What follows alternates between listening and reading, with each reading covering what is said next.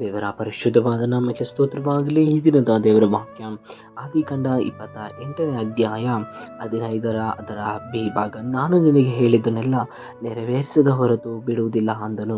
ದೇವರಿಗೆ ಸ್ತೋತ್ರವಾಗಲಿ. ಪ್ರತಿದಿನ ದೇವರ ಸ್ವರವನ್ನು ಕೇಳಿಸಿಕೊಳ್ಳುವಂತಹ ಪ್ರೀತಿಯುಳ್ಳ ದೇವರ ಮಕ್ಕಳೇ, ದೇವರು ಈ ದಿನ ನಮ್ಮೊಟ್ಟಿಗೆ ವಿಶೇಷವಾದ ರೀತಿಯಲ್ಲಿ ಆತನು ಹೀಗೆ ಮಾತನಾಡ್ತಾನೆ. ಹೌದು, ದೇವರು ನಮ್ಮ ಜೀವಿತದಲ್ಲಿ ಮಾತನಾಡಿರುವಂಥ ಯಾವುದೇ ಶಬ್ದವಾಗಲಿ, ಯಾವುದೇ ಮಾತುಗಳನ್ನ ನೆರವೇರಿಸುವಂಥ ಆತನು ಬಿಡುವುದಿಲ್ಲ ಎಂಬುದಾಗಿ ಯಾವುದು ಸನ್ನಿವೇದದಲ್ಲಿ ನಾವು ಹೀಗೆ ನೋಡ್ತಾ ಇದ್ದಾನೆ.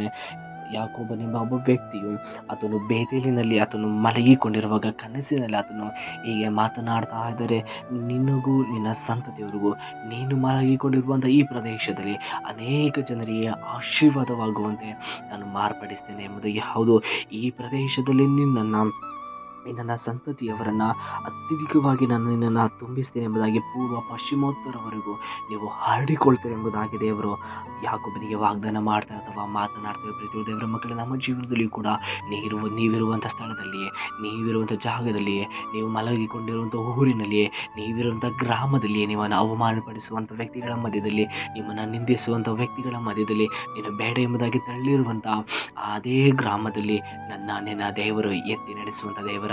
ಹೌದು, ಯಾಕೋಬನ ಜೀವನದಲ್ಲಿಯೂ ಅವನು ಮಲಗಿಕೊಂಡಿರುವಂಥ ಅದೇ ಊರಿನವನನ್ನು ಎತ್ತಿ ಅವನ ಕುಟುಂಬದವರನ್ನು ಸಂತಾನದವರನ್ನು ದೇವರು ಆಶೀರ್ವದಿಸಿದ ಪ್ರಕಾರವಾಗಿ. ಪ್ರೀತಿಯುಳ್ಳ ದೇವರ ಮಕ್ಕಳೇ, ನಂಬಿಕೆಯುಳ್ಳವರಾಗಿ ಇರೋಣ, ನಂಬಿಕೆಯುಳ್ಳವರಾಗಿ ಜೀವಿಸೋಣ. ನೀವಿರುವಂಥ ಸ್ಥಳದಲ್ಲಿಯೇ, ನೀವಿರುವಂಥ ಜಾಗದಲ್ಲಿಯೇ, ನೀವಿರುವಂಥ ಗ್ರಾಮದಲ್ಲಿಯೇ ನಿನ್ನ ದೇವರು ಆಶೀರ್ವದಿಸಿ ಆತನು ಆಡಿರುವಂಥ ಮಾತುಗಳನ್ನು ನೆರವೇರಿಸುವಂಥ ದೇವರಾಗಿದ್ದಾರೆ. ಆದುದರಿಂದ ನಂಬಿಕೆಯುಳ್ಳವರಾಗಿ ಜೀವಿಸೋಣ, ನಂಬಿಕೆಯುಳ್ಳವರಾಗಿ ಕ್ರಿಸ್ತನಲ್ಲಿ ನಡೆಯುವಂತರಾಗೋಣ. ದೇವರು ಈ ವಾಕ್ಯದ ಮೂಲಕವಾಗಿ ನಮ್ಮೆಲ್ಲರನ್ನ ಆಶೀರ್ವಾದ ಮಾಡಲಿ. ಆಮೇನ್.